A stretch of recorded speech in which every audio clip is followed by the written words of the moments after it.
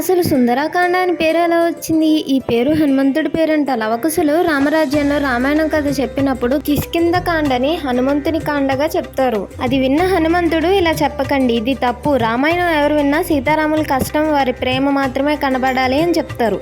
అప్పుడు వాల్మీకి మహర్షి ఇలా అంటారు, హనుమ, నువ్వు రామయ్యతో లేకపోతే శ్రీరాముడు ఎప్పటికీ సీతమ్మని కనిపెట్టేవారు కాదు అని అంటారు. అప్పుడు హనుమంతుడు, నా రామచంద్ర ప్రభు లేకపోతే నాకు కనీసం కదిలే శక్తి కూడా లేదు అని అంటారు. అప్పుడు వాల్మీకి మహర్షి ఎంతో ఆలోచించిన తర్వాత ఇలా అంటారు, ఈ కాండ ఎంతో సుందరంగా ఉంటుంది. శ్రీరాముడు సీతమ్మ తల్లి మరియు హనుమంతుడు అశోకవనం, అందుకే ఈ కాండని సుందరాకాండ అని పిలుద్దామని అంటారు. ఇది విన్న హనుమ ఆనందంతో ఇంటికి వెళ్తారు. ఇంటికి వెళ్ళగానే అంజనాదేవి వచ్చావా సుందర అంటది. అప్పుడు హనుమాన్, ఏంటమ్మా సుందర అని పిలుస్తున్నావు అని అంటారు. శివయ్య మాకు సుందరమైన బిడ్డ జన్మిస్తారా అని చెప్పారు, అందుకే నిన్ను సుందర అని పిలిచా అంటుంది. ఈ విషయం వాల్మీకి ముందుగానే తెలుసు, అందుకే హనుమంత్ కాండని సుందరకాండగా మారుస్తారు.